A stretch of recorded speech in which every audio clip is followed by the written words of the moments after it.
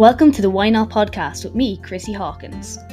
In a world where everybody asks you why, I'm here to ask why not. So sit back and relax or walk and listen and join me on this journey as we try to answer this never-ending question: what makes people say, why not?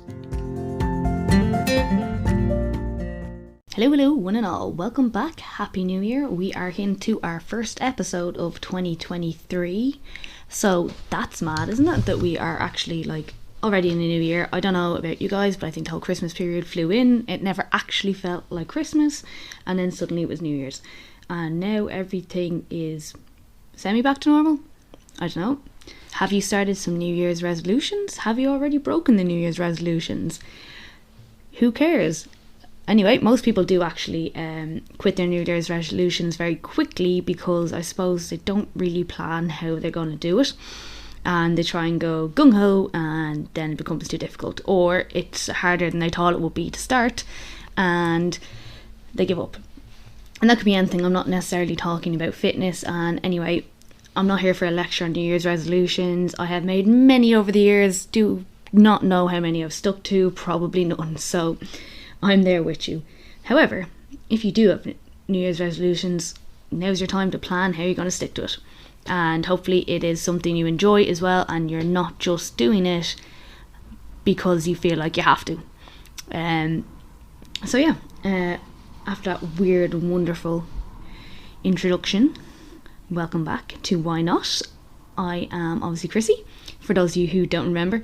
And I want to talk to you today about the benefits of exercise.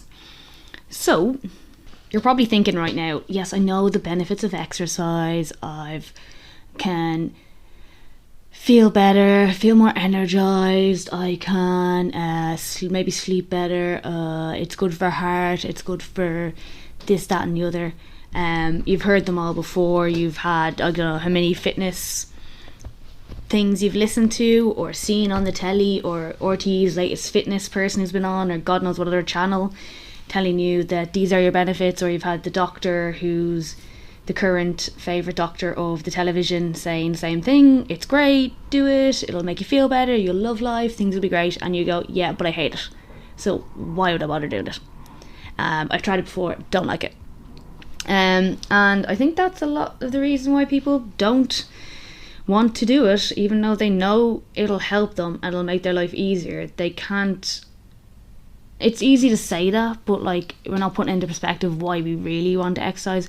And I had someone on my podcast a couple back there, we were talking about disordered eating, and she had a great way of saying, she said movement instead of exercise, because exercise kind of has that negative connotation. Maybe people think about it, the gym, the grueling workouts, all that stuff, whereas movement can make a huge big difference to your life.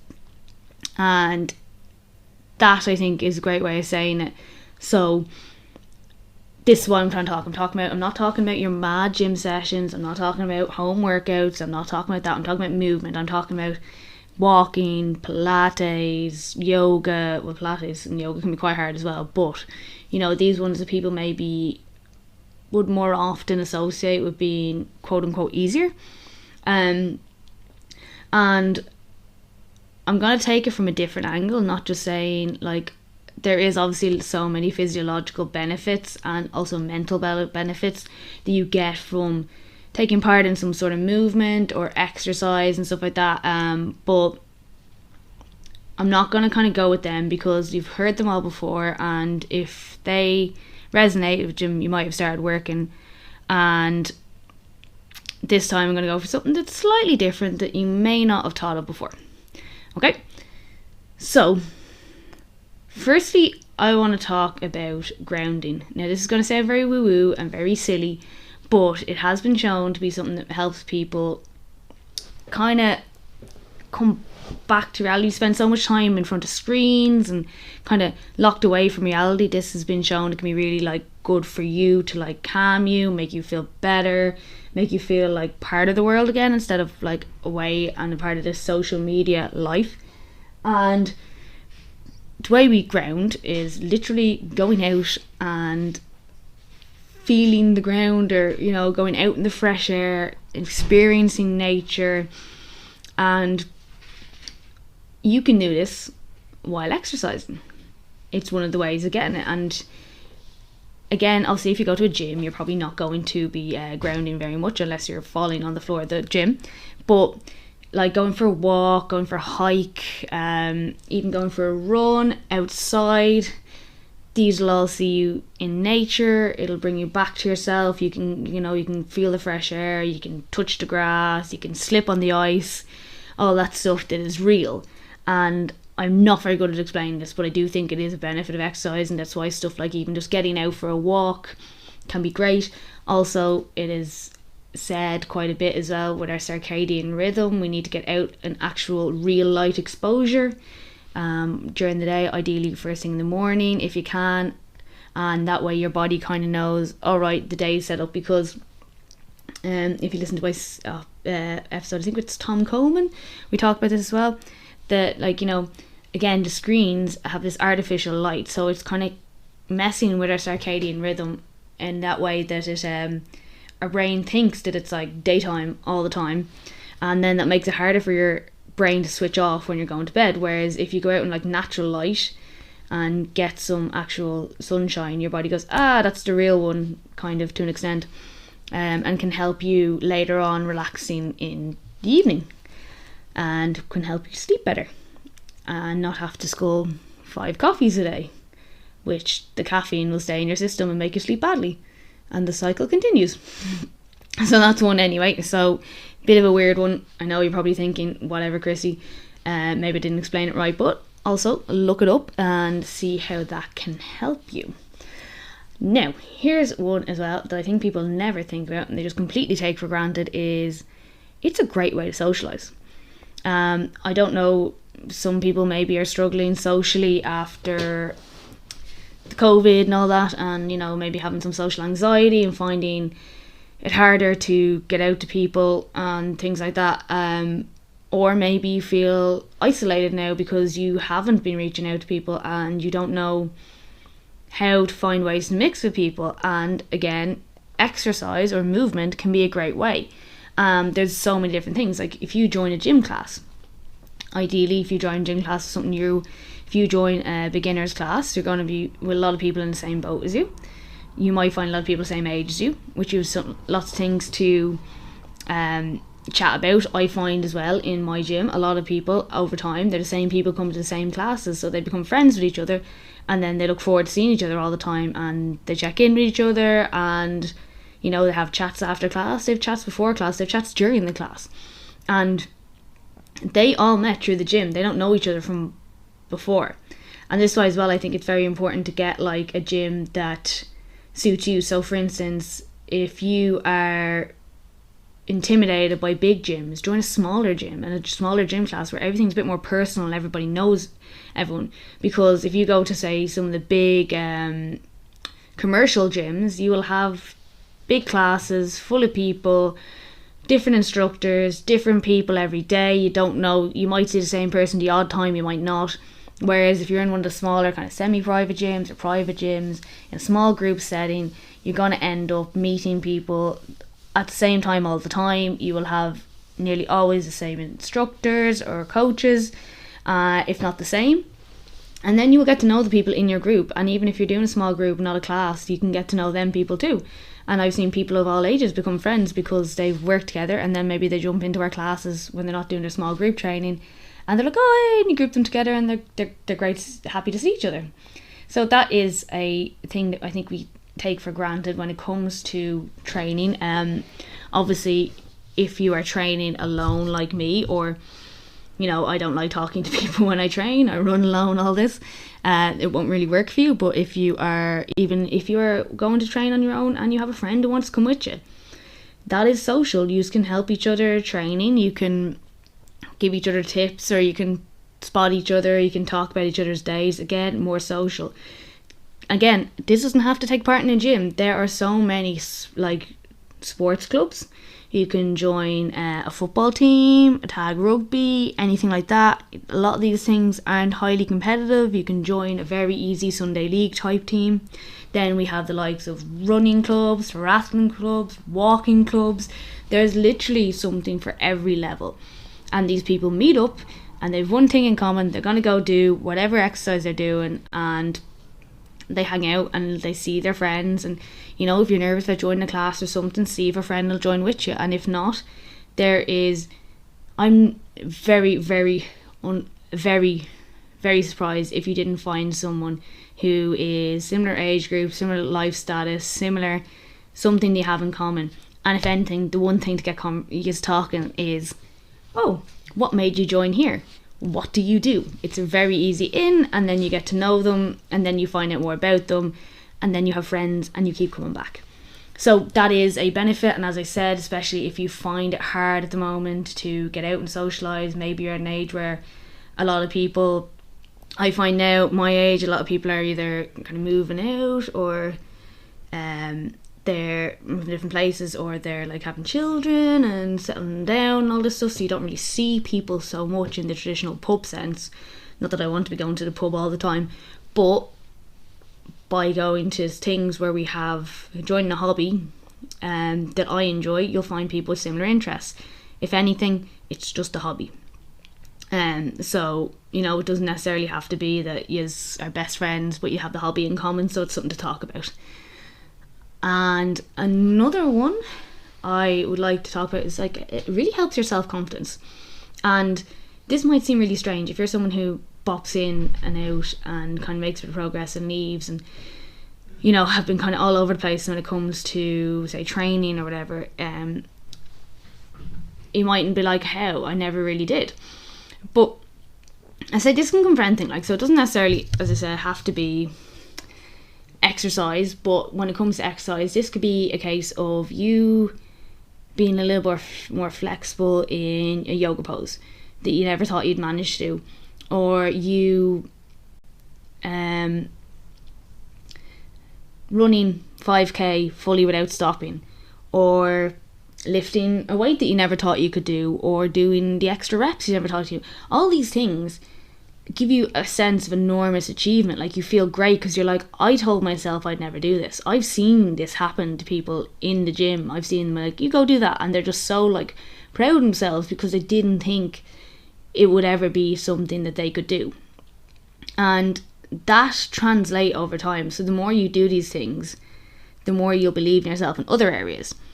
And it's just that, like, self-belief and self-confidence that grows over time that really makes you want to keep coming back. And as I said, it translates into other part of your life, because I suppose you know you can do this hard thing, so why can't you give that presentation at work? Why can't you ask that person for a coffee? Why can't you etc. insert thing here like stand up in front of people, you know what I mean? It's that thing. It's like, okay, right, so I can do this, so why wouldn't I be able to do that? And then even if it doesn't work out straight away, just like before, if you were working towards a goal like running 5k, maybe you didn't manage it that time, maybe you didn't manage your walk as quick as you wanted, but you did it again, and then you were able to do it. So you know as well, it teaches you to be patient and work for progress, and learning new skills takes time, and you can always relate them into the rest of your other parts of your life, you know. So I think it's really, really good.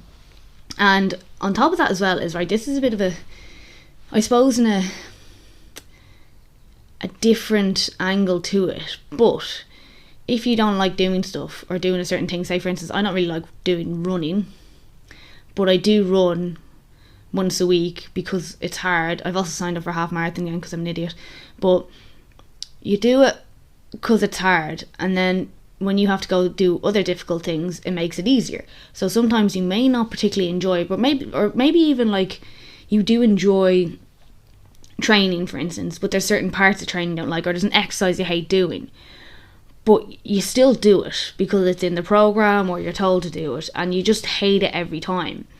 But maybe instead of looking at it as, God, I hate doing this all the time, change it, how you look at it, and go, okay, but because it's hard and I don't like it, but I'm still able to do it. I'm still able to do it pretty well. And the more I do it, the better I get at it. And then I can push it a little bit harder.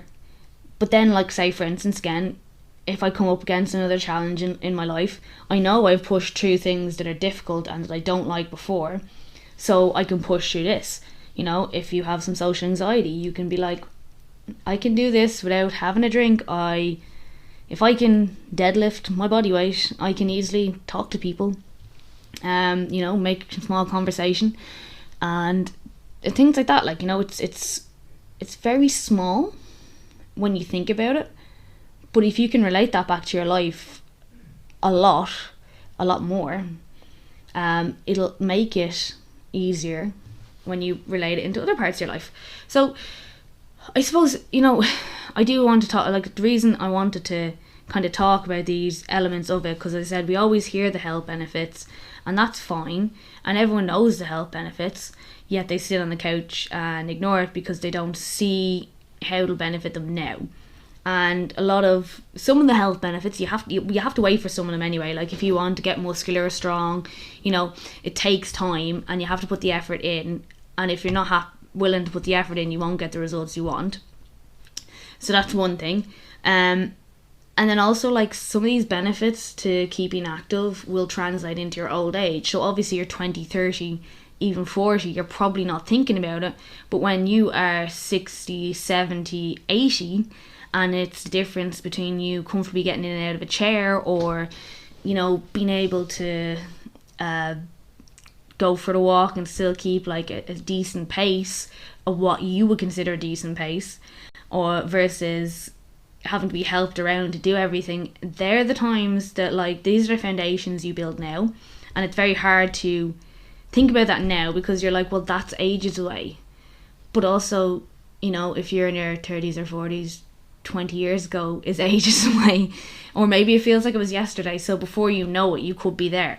So why not keep your body in the best shape possible to take on those later years? Because as we get older, obviously our cell reproduction slows down, our quality of life can decline. However, there are things we can do to stop it declining so much that we can actually stay more active, stay more fit, feel more fresh, all these things. But as I said, we can't see that far ahead.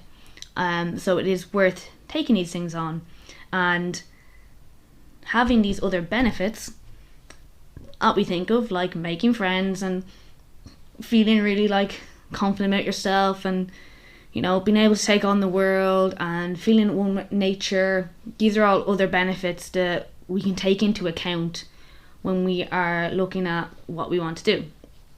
And as I was saying, there are obviously some things that will be more beneficial than others. For instance, resistance training, great for fighting off like osteopenia and osteoporosis in later life. Again, it doesn't have to be deadlifting your body weight, it can be light weights. But if you're going for a walk, that's still impact. It can help you at your bone density, and it's going to do a lot more than the weight training you ever did. So before people start rushing in January and thinking, I need to go gung-ho, I don't even like doing this, I'm going to stop doing it in a month because I didn't get the results I wanted. Start slow, sit down, make a plan, look at what you actually enjoy doing versus what you think you have to do. Always go with what you enjoy doing. Go, what are your goals? What are your real goals? Because everyone wants to lose weight in January, wants to do the Christmas weight, whatever. What do you actually want to do? Like, do you want to play football again? Do you want to be able to run after your kids? Do you want to just feel a bit more confident in how you look? All these things. Let's look at it this way. Let's not look at, I need to lose weight because XYZ, because that never works, and that's why you're starting again this January. So instead of doing that, let's go, first off, what do we want to do? Why do we want to do it? Why do we really want to do it? Why do we really, really want to do it? Why do you actually want to do it? Okay? Ask those questions. Do not be afraid to feel uncomfortable about it, but ask those questions to yourself. Now, how can I achieve that? Can I do it through things I enjoy? Most likely, because if it's just improving your fitness a little bit, there's 10,000 things you can do. What do I like doing? I like going walking. Great. Who will I go walking with? Text me, mate. Grand. Tuesdays and Thursdays we'll go for a walk. Half an hour. Doesn't have to be endless. Catch up on the week, see what's going on. Simple. There you go. You've already made a start. Next week, start drinking more water. Week after, eat some more vegetables. Simple. And that is all you need to get started. Same thing. I want to play football. Who do I know that does football? Maybe none of my friends. I'll contact the local team, see if they have a Sunday league, something like that. We can play a bit of five-a-side, run about, have a bit of crack, end of. Easy. It's like, it doesn't have to be, I need to sign up for a 6-week transformation and die a death every day. It can be as simple as, I'm going to start playing football again. I'm going to start golfing. I'm going to go for walks. I feel like doing a half marathon. I feel like doing a 10k. I feel like walking a 10k. So what am I going to do? Okay, I'm going to see how I can train for that. You can Google that kind of stuff as well and find out. You can do couch at 5k. All these different things that you can do without having to kill yourself. And these things, you start with these things, and they're, as I said, they're always more sustainable, more maintainable. You enjoy them, you get into a routine of doing it. Then maybe you decide you want to try something different. That's fine. You don't have to stick to the same thing. You could be like, okay, well, walking's gotten easy. Maybe I'll try jogging. Maybe I won't. You could say, maybe I want to step into the gym and try a class. Maybe I don't. All these things, again, see how they are. Try them out. You're not obliged to stick to anything. Like, you can go to a gym class, go, meh, not for me, and not come back again. And then go do yoga and be like, God, I love this, and keep doing it. That's the great thing about classes. You can go and try stuff and try different types of exercise. And there's so many different types of exercise and so many gyms as well. And like so many variations of things that you can do to see what you enjoy and what you want to stick to and what you want to keep doing. Because it's more important that you do something, as I said, that you enjoy, because then you can keep to it. And I think that's what I wanted to get across today is find something you enjoy, look at the other benefits, find out why you want to do it. And I think with that, I'm going to leave you. This is the first episode of New Year, trying to get people motivated. Yay, that word's out again because everyone's always super motivated right now. But yeah, if you enjoyed this episode, please let me know. I would happily love to hear back from you guys, how you found the episode. If you have any questions, feel free to DM me on Instagram. It is Chrissy H Fitness, or my equestrian Instagram is at Strong Saddle with an underscore. I'm also got an equestrian TikTok, which is Strong Saddle without the underscore. And you can also contact me on my website. It is www.chrissyhawkins.com. So hope you enjoyed this episode. Have a great day. Hello, we are back with the first episode of the new year. Woo! Anyway, today I want to talk about benefits of exercise, or I like to refer to it as movement a bit in this podcast, and it is maybe some things that you didn't think about. So, get ready and enjoy. I really do appreciate everybody who listens to this podcast, so if you please could help me with the algorithm and leave a review on Apple Podcasts or Spotify. And even, if you want to reach out and suggest topics for me, I'd be delighted to hear from you. Drop me a DM on Instagram or TikTok. And thanks again for listening.